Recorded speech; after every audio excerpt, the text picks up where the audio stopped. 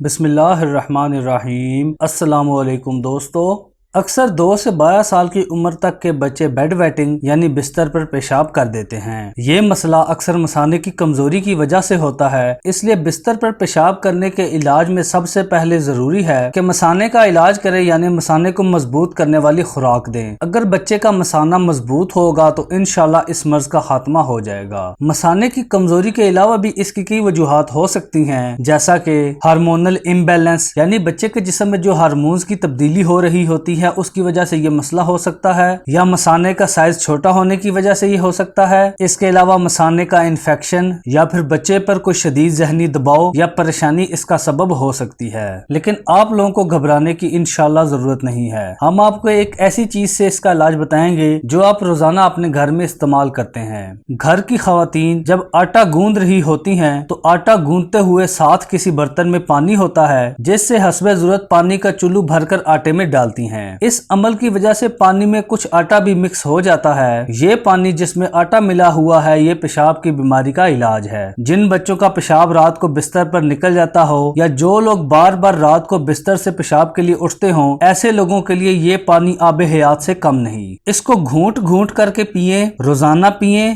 گھر میں آپ کو یہ پانی روزانہ تازہ ملتا ہے کیونکہ روزانہ آٹا گوندا جاتا ہے۔ اس میں سے چند گھونٹ پی لیا کریں یا بچوں کو پلا دیا کریں۔ کچھ ہی دنوں کے بعد ان کا پیشاب والا مسئلہ حل ہو جائے گا۔ یہ بڑوں کا تجربہ ہے اور واقعی ہی کامیاب علاج ہے۔ اگر آپ کو ہماری یہ ویڈیو اچھی لگے تو اس کو شیئر کر کے ہماری حوصلہ افزائی کریں، کیونکہ کسی کو اچھی اور میٹھی بات بتانا بھی صدقہ ہے۔ ہو سکتا ہے آپ کے شیئر کرنے سے کسی ضرورت مند کا بھلا ہو جائے۔ اس نیکی کے کام میں ہمارا ساتھ دیجیے۔ ہمارے چینل کو سبسکرائب کرنے کے ساتھ ساتھ اس ویڈیو کو لائک اور شیئر ضرور کیجیے گا۔ ملتے ہیں اپنی نئی ویڈیو کے ساتھ، تب تک کے لیے اللہ نگہبان۔